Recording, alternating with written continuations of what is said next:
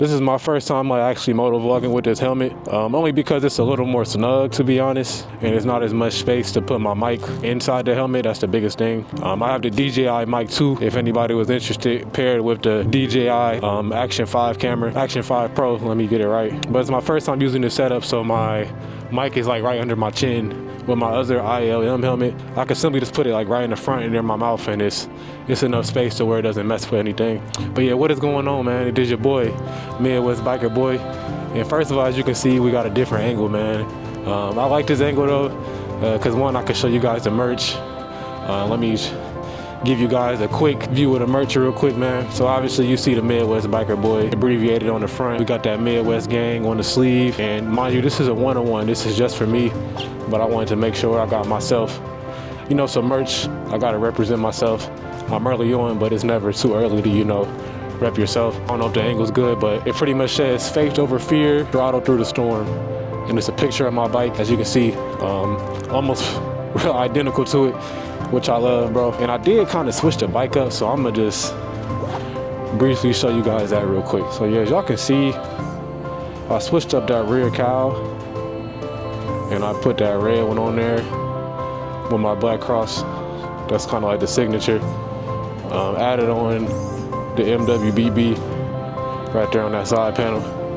But the biggest and most noticeable is definitely that front end, bro. Basically what I did is kind of slice right there, revealed everything in black, and then replaced that one black cross with 3 red crosses. And I also got the number 3 there. I was a student athlete, love football, played sports my whole life, so that number 3 has a lot of symbolism for me. So I thought I would put it on the bike and it spiced it up some, bro. But Ange, you look good, oh my God.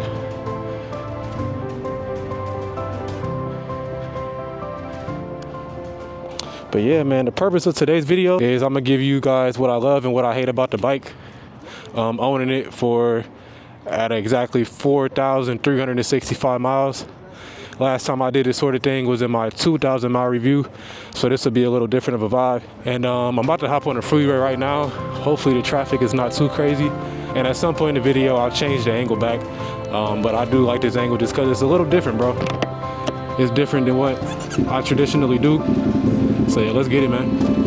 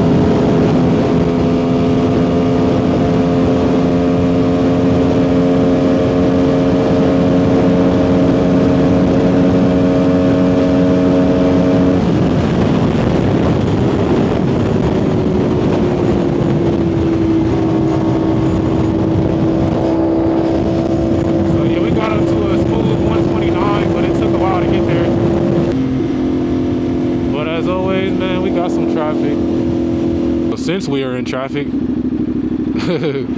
we can start with one of the things that I love about the Cfmoto.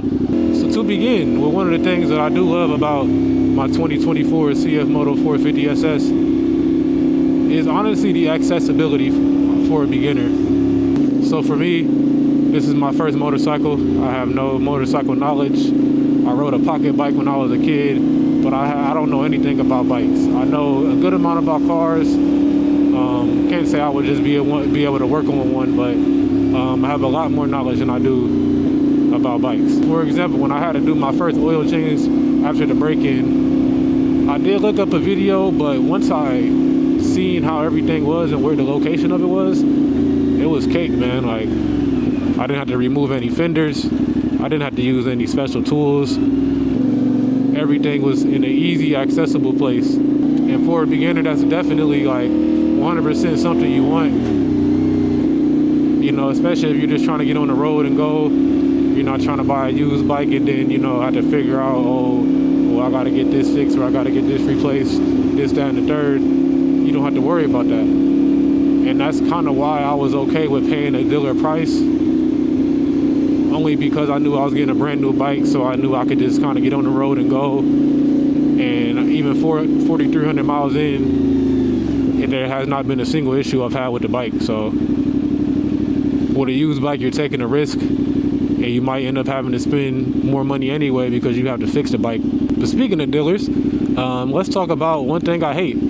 So I got this bike from Bright Power Sports, and I think the mistake I made was just moving the process along too fast, because I inquired early on about the bike, but then as soon as I got the money I wanted, I hit them up like 2 or 3 months later, and the day before I'm like, yeah, I want the bike, and they're like, you know, come in tomorrow or whatever, and everything was just too quick, so quick, and I was so excited to the point where I really didn't even pay attention to my out-the-door price. I didn't pay attention to it as much as I should have, because they waxed me with dealer fees. This bike is $56.99. Okay, $56.99. My walk out the door price was about 95, 9 to 10 grand. I put up the receipt on the screen, but the only thing I was worried about was I got this 2 grand. I know the price of the bike, so you know what's up. And I might have glanced at the overall price, but I didn't question it because, you know, I'm like, oh, it's my first bike. First of all, I'm getting it from a dealer. These fees are normal. And that's the mistake I made, but also, like, the dealer didn't have to wax me that bad either, man. So that's one thing I hate, is the price of the bike is very low, but depending on where you're going, depending on, you know, tactics that the people at the dealer use, you know, whether they be upfront about, okay, well, just let you know the bike is 5-6 grand, but there's about 3,000-4,000 in dealer fees. Like, I didn't get communicated any of that. All I knew was I was paying 2 bands down, and I was walking out the door with this bike. Like, I was so excited and so thirsty and so urged to get on the road that I really didn't pay attention to it that much. So yeah, man. And looking back now, if I was just a little more patient, I think I would have just bought one of these used, and it would have been like 4 grand, 4 or 5 grand, but it wouldn't have been no extra fees, and it would have been at low miles as well. So that was my mistake, just being thirsty. But also, just know where you're getting your bike from, man. Make sure that the people that are selling them to you have great intentions behind selling you the bike, and they're not just, you know, trying to get another sale. Because, you know, you gotta understand, like, it is a business, but you also, like, you want people to come back. Like, I don't remember that guy's name, but I promise you, I would never deal with him again. Like, if I was to get a bike, I would never deal with that guy again, for real. Like, I would avoid him at all costs. I'm gonna go on my phone and I'm gonna make sure if I ever go back and purchase the bike from Bright Power Sports, that is not that guy, honestly. And that wasn't all the reason behind that. Even just after I got the bike, I would have certain questions and he would take forever to respond, or, you know, I had to text him 2-3 times. And you could just tell he didn't genuinely, like, care. He got his sale, he got me to spend my money, so it's like, yeah, it is what it is after that. Another thing I love about the Cfmoto is how easy it is to ride, bro. Like, I rode, check out that video, by the way, I rode a 2017 Kawasaki ZX14R 1400cc motorcycle, and I'll be honest, if I didn't have the skills that I learned from my seat time on this bike, I don't know what would have happened if I jumped on that 1400 and, you know, try to ride. Like, so I'm definitely thankful that I started on this bike, because it has made riding other bikes that much easier. Like, I knew I'm on a motorcycle that's 1,000 more cc, so obviously I'm gonna be using a lot less throttle. And the throttle control that I learned riding the Cfmoto, and the clutch on this is very, very light. I can literally do it. I can change gears with one finger. Like, because the controls on here are so simple and so easy to use, I'm honestly confident that I can ride any bike on the road. I'm not saying I can push it 120, 130, you know, miles down the road. I'm not saying that, but I can get on any bike and just cruise around the city, bro, with no worries, because I have the mindset and I have the acquired skills now that I learned. So, you know, be light on the controls. Don't lean too much over and don't lean too far back. Have a slight bend in your seating position. Make sure your knees are squeezing the tank. Sitting back further in your seat. Little things like that. Like, those things really, really matter when you get on bikes that are less forgiving than the 450 is. And honestly, my probably top favorite thing about this bike, not only is the reliability, but bigger than that is the entire aesthetic of the bike, bro. I said it in my review and I've said it in many videos, but like, there's no bike on the road that looks like this. There's no bike on the road that has this style to it, man. Like, it honestly had the same look, but it had that 675 Cfmoto, you know, engine. So it might be one of the top selling bikes, I ain't gonna lie, bro, because the 600 is like that good in between for a lot of people. Many people start on 600s these days. Like, that's becoming another norm compared to a 450. So if you give this bike the same exact look with a bigger engine, oh my goodness, bro. I personally think it would be the best selling bike, because the 675 Cfmoto, it looks okay, you know, but I don't think I would get it at this point, because one, I already have this Cfmoto, but two, there are better 600s out there obviously than the 675. But honestly, bro, if you say you think the Cfmoto 450Ss is an ugly bike, then, you know, I don't know, man. I don't know where your morals stand, honestly. I want everybody in the comment section right now to name me another bike in this class. So that could be like, I guess, from the Yamaha R3 slow to like a Ninja 500. Name me another bike within that CC range, that horsepower range, that looks as good as this bike. Next to this bike, I would say it's the new R3. That R3, the new one, that thing is cold, bro.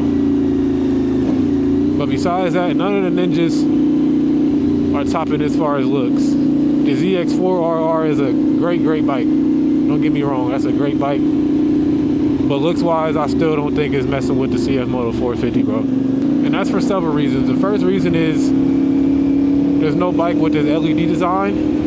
And two, there's no bike in this class that has winglets that come stock on the bike from the factory. You can add winglets to any bike, but for them to come with it and for them to look good as these do, you know what I'm saying, I don't know if you can get that anywhere else. Now, this next thing I hate, this is subjective. Only because, you know, one, there's different strokes for different folks, and two, this might depend on your experience as a rider and, you know, what you ridden and the type of rider you like. But for me, it just doesn't have enough power. But I mean, it's literally a beginner bike. Like, this is it's like, for me, this is the pedestal of a beginner sport bike. Something that's gonna be very forgiving. That's gonna give you the sport look, the sport aesthetic. The sport, honestly, it's just beautiful in the sport class.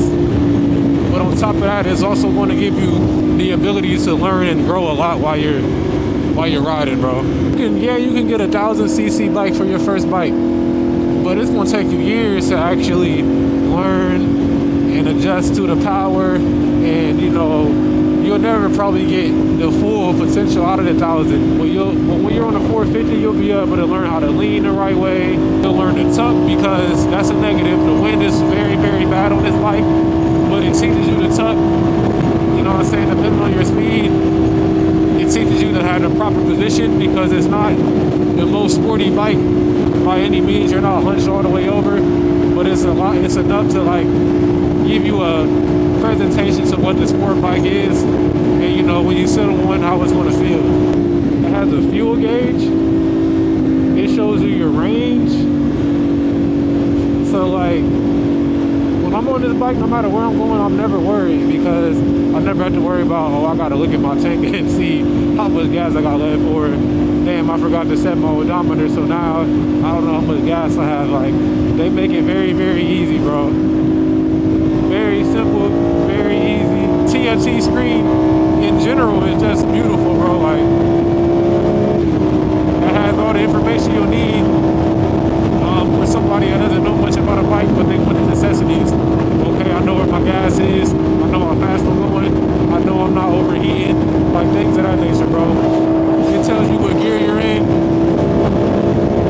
at all times. Like,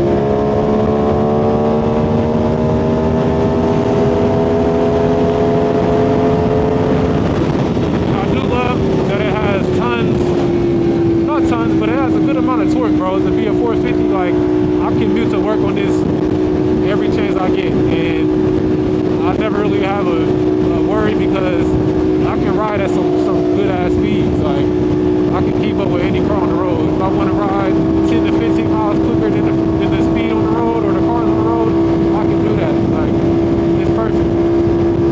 Especially with the flash, I can get more, you know, I can get up to higher speeds and lower gears because of that flash. So I don't know how a stock bike feels. I didn't get many miles on this bike before I got the flash on it, so I don't really know the answer to that.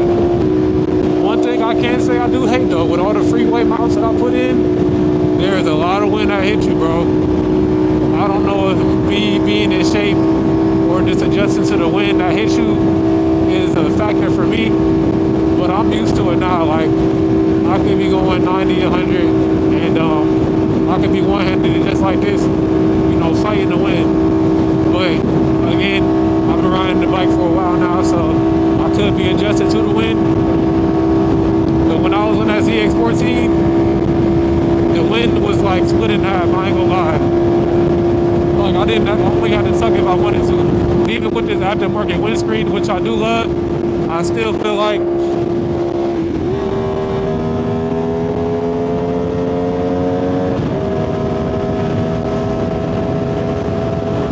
with the aftermarket windscreen, I still feel like I get tons of wind smacked at me. But it's only a 450, it's a small bike. So another thing I love all the ABS and all the safety features it has. Only because as a beginner you need those things to kind of keep you from save you from your mistakes. There's been times where I've leaned on this bike and I'll down it, and those two things really don't go together that good. So the ABS kicked in and it kind of helped me out a lot for real. So I'm glad that it, you know what I'm saying, it saved me, because I could have low-sided. You never know. So in this, I love the price. I love the look. I love how easy it is to do the maintenance on the basic maintenance. I love the customization that it has, even though it's almost all via AliExpress. But I still do love that as well.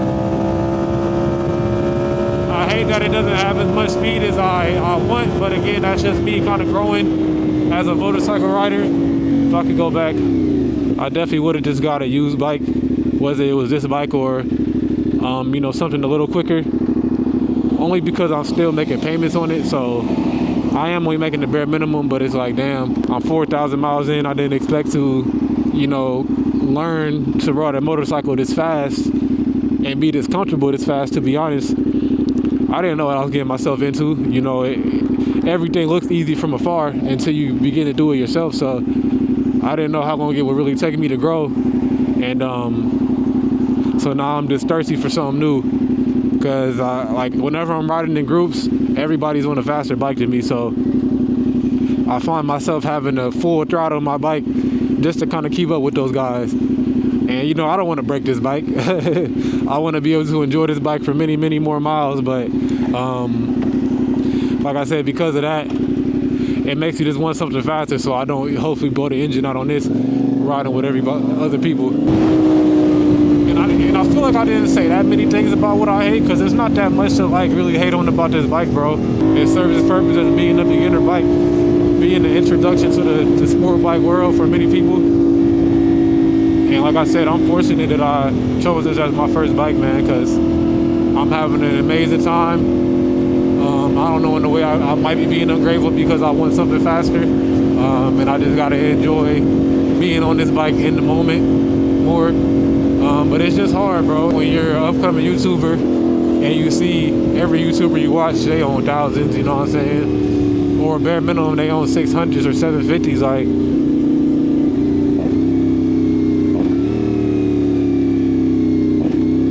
And that could be me even comparing myself a little bit, but like, you know what I'm saying? I need something faster than this. And that's the honest truth for me. And you know what I'm saying? My time will come. I gotta be patient with it. I gotta understand that, you know, it's delayed gratification. Enjoy what you have now. Cause shit, a year ago, I didn't even have a bike. So I'm about to be a year in though in August. So by that time, I definitely want another bike, whether it's I want the new gen ZX6R or the new gen ZX10. If not that, I want a Yamaha R6. Those are probably like my top 3 motorcycles. And honestly, I'm gonna go 600 or 1,000 for the next bike, man. If I had to get my top 3,000 cc's that I would ride or I would get, it would be the new gen CBR Fireblade 1000RRR, so the 2025 or 2024, I believe. Number 2, it would be the ZX10R. I believe that, and that's the new gen. I believe it came out in 21 or 22, but that new gen. And then my third 1,000 that I would get, it would be a Ducati Panigale V4. Not the newest one though, not the 25. It would be the generation right before that. Fastlane D has one, as well as IMK. I love the color scheme on IMK. I try to kind of resemble this bike off of his and Fastlane's. But those would be my top 3. As for 600s, number 1 would be the 600 King, as many say, the Kawasaki ZX6R 636. Number 2 would be the Yamaha R6, but it would be like kind of the newer body scheme, if you know what I mean. Not the one with the big bug eye headlights, the one that looks similar to the R1 and the R7 that we have today. My third 600 that I would get, it would be the CBR 600RR. Really, the only thing I hate about the CBR 600RR is it still doesn't have a TFT screen in 2025, at least in the US.